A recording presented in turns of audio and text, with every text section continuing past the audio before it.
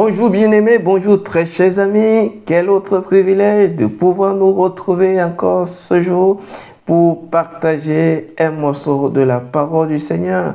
Bienvenue à vous qui nous rejoignez pour la première fois et nous vous invitons, si vous ne vous êtes pas encore abonné, à le faire et à cliquer sur la cloche de notification pour recevoir quotidiennement un partage que nous allons vous faire parvenir. Nous prions que ce moment soit un moment qui va nous encourager dans cette foi commune en Christ Jésus.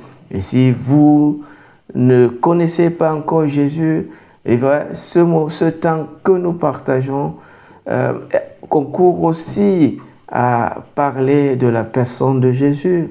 Et vous allez apprécier, vous allez vous régaler à vous familiariser et à connaître la personne de Jésus de manière beaucoup plus simple, de manière beaucoup plus puissante. Alors, si vous voulez bien, prenons une minute pour bénir le nom du Seigneur. Éternel notre Dieu, nous te bénissons, nous te rendons grâce. Merci pour la vie, merci pour le privilège d'être encore debout ce matin. Nous prions que ta parole nous éclaire, nous prions que tu viennes nous instruire et nous prions surtout que notre enthousiasme par rapport à ce que tu attends de nous soit renouvelé, Seigneur, soit étoffé, enrichi au moyen de ce partage de ce matin. Fais-le s'il te plaît, au nom de Jésus-Christ. Amen, amen, amen. Alors ce matin, nous continuons notre partage en examinant de près le 13e verset du 3e chapitre du livre d'Actes des Apôtres. Alors ce matin, je nous ai retenu une version, la version parole vivante, dont je trouve la formulation particulièrement intéressante. Elle dit ceci: c'est notre Dieu, le Dieu d'Abraham, d'Isaac et de Jacob, le Dieu de nos ancêtres, qui vient ici de manifester la gloire de son serviteur Jésus, de ce Jésus même que vous avez livré aux Romains et que vous avez renié devant Pilate au moment même où celui-ci était décidé de le remettre en liberté. Parole du Seigneur. Amen. Alors, il est important pour comprendre ce texte que nous venons de lire, de faire un tour en arrière, c'est-à-dire de considérer le verset 12, dont le 13 est la suite. Alors Pierre se voit entouré d'une foule nombreuse, essentiellement juifs, et foule qui s'est constituée, attroupement qui s'est constitué grâce au miracle signalé qui a provoqué en lui un profond étonnement, une grande surprise. Et pour donc comprendre et mieux apprécier l'auteur ou les auteurs de ce miracle, plusieurs venant de plusieurs endroits, de divers horizons, vont donc se rapprocher, vont entourer Pierre, Jean et l'ancien boiteux, aujourd'hui guéri. Alors il promène des regards assez inquiétants. Pierre, par son discernement, constate que de tels regards cachent ou du moins font une démonstration d'une pleine idolâtrie. Ils font l'objet d'une idolâtrie de la part de cette foule parce que pour elle, ce qui vient de se passer exige des salutations distinguées, exige un respect particulier, exige un honneur assez considérable a adressé aux auteurs de ce miracle. Pierre donc, conscient de sa mission, conscient de l'auteur de cette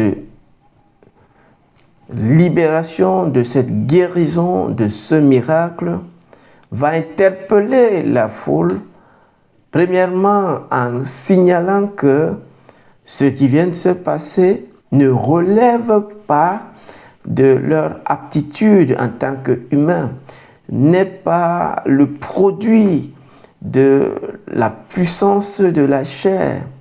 Pierre va leur dire clairement que ce n'est pas sur la base de leur piété humaine, ce n'est pas sur la base de leur force, ce n'est pas sur la base de leur aptitude que ce monsieur ait pu retrouver la guérison. Et ici donc, il va nous donner l'auteur responsable de ce miracle. Parlant aux Juifs, nous avons dans ce texte quelque chose d'assez proche. Pierre s'identifie à cette foule en montrant que le Dieu auquel cette foule tient tant, le Dieu auquel cette foule croit, le Dieu qui est le Dieu du peuple juif, est effectivement celui qui a guéri cet homme. Mais comment l'a-t-il fait? Au moyen de qui l'a-t-il fait? Et c'est alors que Pierre va montrer la place de Jésus-Christ dans l'opération miraculeuse qui vient de s'accomplir. Il dit que ce qui vient de se passer n'est pas l'œuvre de l'humain, c'est l'œuvre de Dieu. Quel est ce Dieu-là? Qui est ce Dieu? Il va donc prendre la peine de citer les grandes figures de l'histoire du peuple juif, du peuple d'Israël, des Hébreux. Et il va donc montrer que le miracle qui vient de se produire n'est pas, ils n'en sont pas, Pierre et Jean n'en sont pas des auteurs, ils ne sont que des sources tampons. Dieu étant la source authentique, principale et ultime. Eux, ils ne sont que des canaux. Mais la vraie source, la vraie puissance de cette guérison, de ce miracle, c'est Dieu.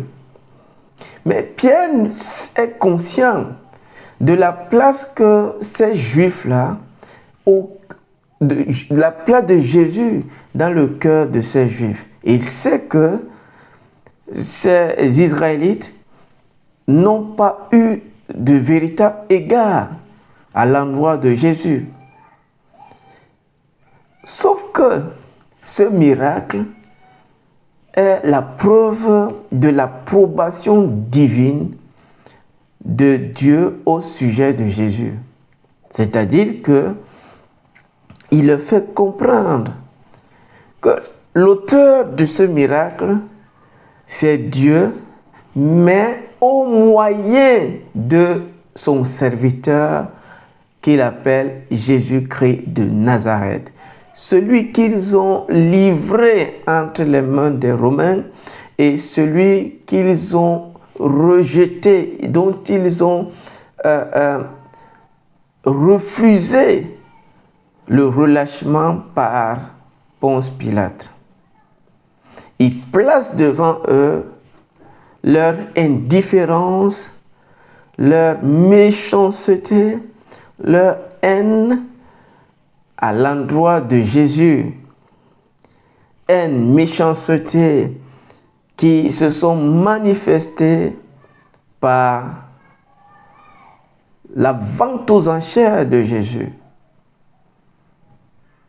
Pierre voit qu'ils ont été impressionnés par le miracle qui s'est produit. Ils se réjouissent de cette œuvre extraordinaire et spectaculaire qui vient de se dérouler sous leurs yeux, ils sont profondément surpris, profondément stupéfiés par ce miracle. Ils apprécient donc le miracle et ils essayent d'attribuer le mérite de ce miracle aux humains. Pierre va donc leur dire, non, ce n'est pas à nous que revient le mérite. Le mérite revient à Dieu. Sauf que pour bien comprendre, ce n'est pas juste à Dieu comme ça. C'est Jésus-Christ. Ce miracle-là, c'est la preuve, c'est le témoignage de Dieu à propos de Jésus-Christ. C'est Dieu glorifiant Jésus-Christ. Et c'est là où il nous ouvre les yeux sur quelque chose de particulièrement merveilleux, formidable. Il nous fait comprendre un peu ce que c'est que le miracle. On va le voir sur les quelques points que nous allons partager ce matin. Et donc, Pierre va commencer par dire, ce n'est pas l'humain qui est à l'origine de cela, mais c'est le doigt de Dieu, c'est la main de Dieu. Il dit, c'est notre Dieu, le Dieu d'Abraham, c'est-à-dire que c'est le Dieu que ce peuple honore, c'est le Dieu que ce peuple vénère, c'est le Dieu que ce peuple adore. C'est le Dieu d'Abraham qu'ils respectent, c'est le Dieu d'Isaac pour qui ils ont un profond respect. C'est le Dieu de Jacob qui a été le patriarche du peuple d'Israël. C'est le Dieu de leurs ancêtres, Moïse, David. C'est le Dieu des prophètes, Élie, Élisée. Il dit, c'est le Dieu que tous ces gens-là ont servi. Bien plus, c'est le Dieu que Jésus-Christ a représenté. Ce Dieu, le Dieu d'Abraham, eh bien, c'est lui le Dieu que Jésus a représenté sur la terre. Et ce miracle que vous venez de voir est une preuve irréfutable de Dieu glorifiant Jésus-Christ. En d'autres termes, si vous voulez mieux apprécier ce miracle qui vient d'être fait, je vous conduis vers l'auteur de ce miracle, à savoir celui que vous avez livré aux Romains, celui que vous avez renié devant Pilate, quand bien même celui-ci voulut qu'il soit relâché. Et donc, Pierre les met face à leur indifférence, face à leur culpabilité à l'égard de Jésus.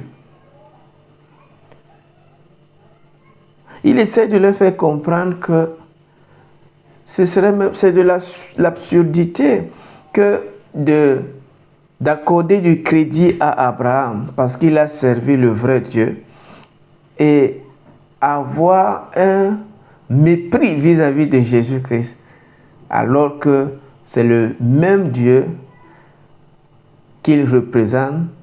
Le Dieu qu'il représente est le même qu'Abraham, que eux ils respectent, a servi. Et c'est là où la méchanceté de leur cœur, la mauvaise disposition de leur cœur peut facilement se lire. Et donc ce matin, je vais essayer de partager rapidement quelques pensées. J'en ai pour nous 7.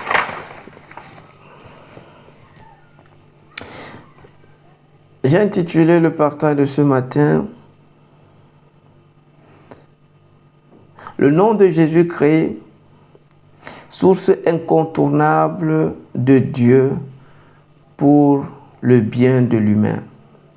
Le nom de Jésus-Christ, source incontournable de Dieu pour accomplir, réaliser des œuvres extraordinaires, des œuvres miraculeuses dans la vie des humains. Mais Pierre fait un travail d'historien avéré ici. Alors, on voit quand même une certaine mauvaise foi, ou du moins ce que j'ai appelé couper une partie de l'histoire.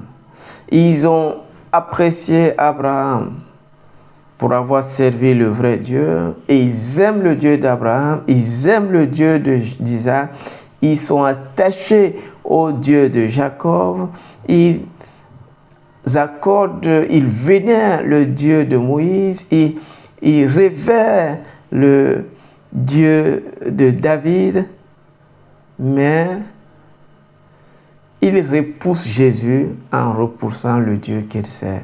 Pourtant, c'est le même Dieu de ceux pour qui ils ont un profond respect. Il y avait donc un problème dans leur vie, un problème d'actualisation de l'histoire, d'actualisation du passé. C'est-à-dire que ils n'ont pas, dans une démarche purement linéaire, diachronique, poursuivi l'adoration de Dieu à travers les instruments qui servaient à le manifester sur la terre. S'ils avaient fait cela, ils auraient accueilli Jésus-Christ tel quel, c'est-à-dire en tant que le Messie promis. Et c'est le but de Pierre dans cet autre moment de prédication de la parole. Pierre a compris que le miracle qui a été fait a constitué pour Dieu un moyen d'attirer ces Israélites pour qu'ils leur parlent de la bonne nouvelle du salut en Jésus-Christ. Et c'est exactement ce qu'il est en train de faire ici. Il leur fait comprendre que Dieu existe, mais Jésus-Christ est la manifestation tangible de ce Dieu qui existe et auquel ils sont attachés. Si bien que pour donc mieux bénéficier et mieux servir Dieu, Jésus-Christ est la plaque tournante.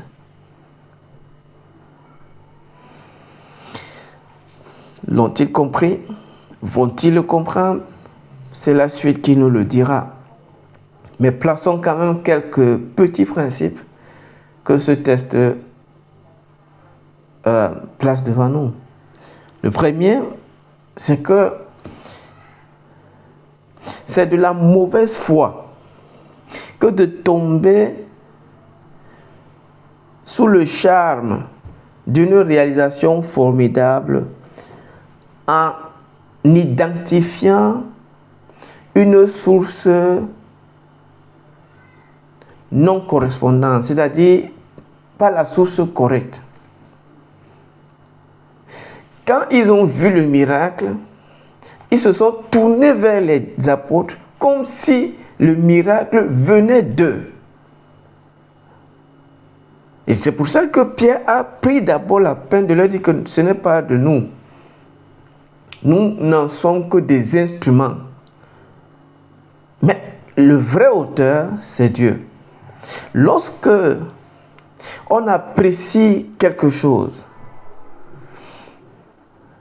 et en attribuant le mérite à quelqu'un qui n'en est pas l'auteur principal, on est dans la mauvaise foi ou de l'ignorance. En fixant ainsi les apôtres, en regardant si idolâtriquement les apôtres, ils ont révélé leur partialité de cœur, leur subjectivité infantile et même puérile.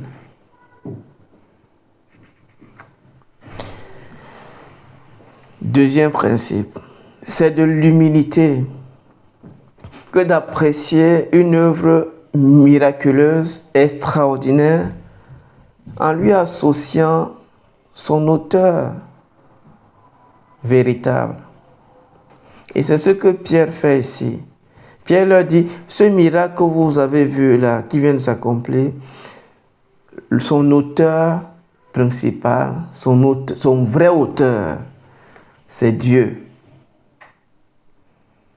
Son vrai auteur, c'est le nom de Jésus-Christ.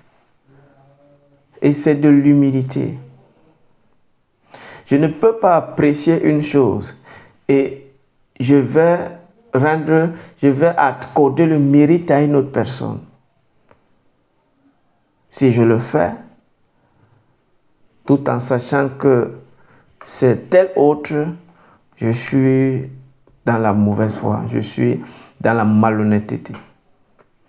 C'est donc de l'humilité que de donner à César ce qui est à César, à Dieu ce qui est à Dieu. Troisième principe, le Dieu qu'Abraham, Isaac, Jacob, Moïse, David et les prophètes ont servi est le même que Jésus-Christ a représenté et a incarné sur la terre. C'est ce que Pierre leur dit ici. Il dit, c'est ce même Jésus-là que vous avez crucifié. C'est-à-dire que ce miracle qui vient de se manifester là, qui vient de se réaliser, c'est Dieu glorifiant son serviteur Jésus-Christ. Donc, Jésus-Christ a été le représentant de Dieu sur la terre. Et le Dieu qu'il a représenté n'est pas différent du Dieu que leurs ancêtres ont servi. Le Dieu qu'ils craignent, le Dieu qu'ils craignent, le Dieu qu'ils honorent, le Dieu qu'ils adorent. Pierre met devant eux la réalité de ce que c'est d'une absurdité impopulaire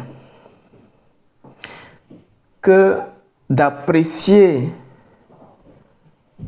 dans un groupe de personnes appartenant à la même source une partie et écarter l'autre partie qui pour autant n'a aucun passif dans son compte. Quatrième chose, le miracle, c'est Dieu agissant pour glorifier Jésus-Christ de Nazareth. Le miracle, c'est Dieu glorifiant Jésus-Christ. C'est ça le miracle. C'est-à-dire que quand tu prononces le nom de Jésus-Christ et le miracle se produit, Dieu vient de glorifier Jésus-Christ. Et c'est ce que Pierre dit à ses concitoyens, à ses confrères israélites. Ce miracle que vous venez de voir là, c'est le témoignage de Dieu à propos de Jésus-Christ que vous avez livré, que vous avez crucifié. Vous ne l'aimez pas, ce n'est pas grave. Mais sachez que le miracle que vous appréciez tant là, il en est l'auteur. Donc, le miracle, c'est l'action divine glorifiant Jésus-Christ. Donc, chaque miracle est produit pour glorifier Jésus-Christ. Et c'est par Jésus-Christ que tout miracle peut se réaliser.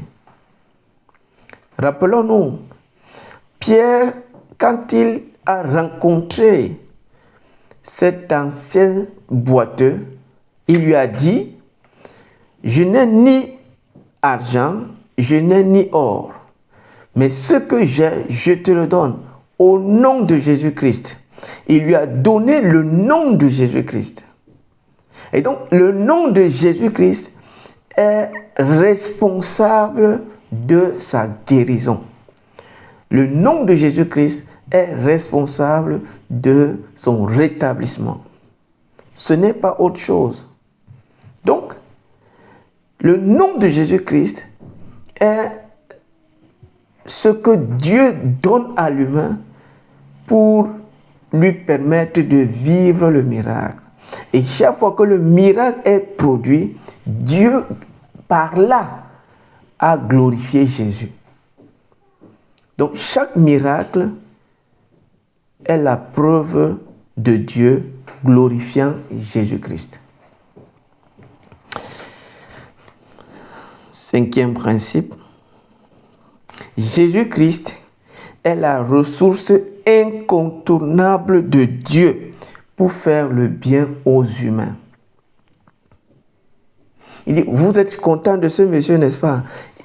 Lui-même, il est content, n'est-ce pas? Ce bien qui a été fait là, ce bien que vous appréciez là, c'est le nom de Jésus-Christ. Donc Jésus-Christ, c'est la ressource incontournable de Dieu pour faire du bien aux humains. Le mal est en train d'envahir le monde. Pour que le bien soit restauré dans notre monde actuel, Jésus-Christ est central, il est incontournable. On voit les grandes avancées scientifiques, mais le mal est toujours galopant. On voit l'avancée spectaculaire de l'intelligence artificielle, mais les angoisses, la dépression, les pensées suicidaires, l'anxiété, les inquiétudes, l'incertitude de la vie gagnent les vies tous les jours parce qu'ils n'ont pas connu Jésus-Christ. On utilise toutes les autres ressources excepté Jésus-Christ. Et c'est pour ça que le mal gangrène.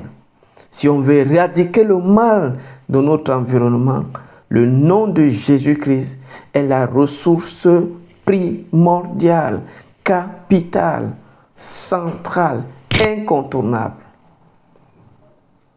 Essayons toutes les autres choses.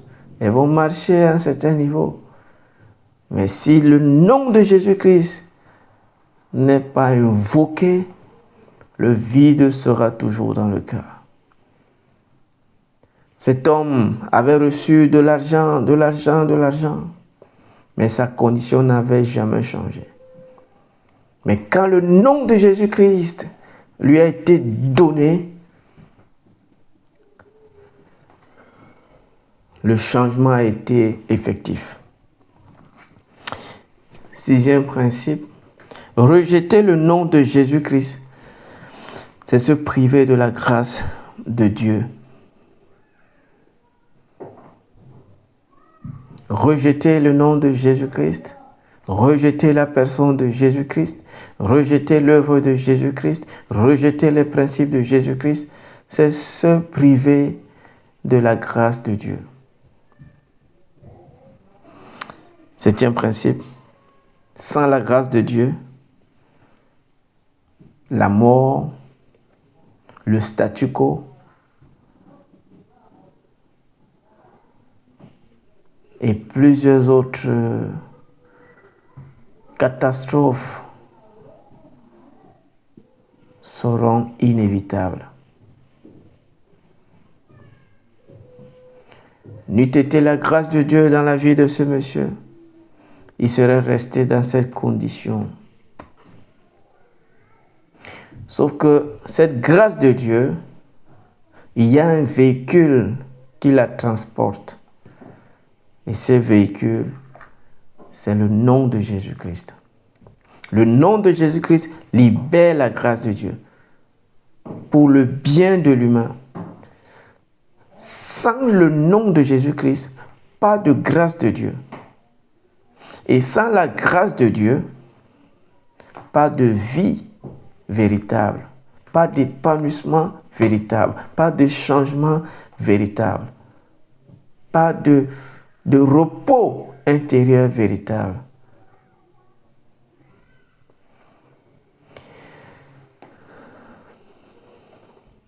Nous sommes dans un monde où nous jouissions d'un large spectre de moyens, de ressources. Mais nous savons que chacune de ces choses, bien qu'ayant leur place,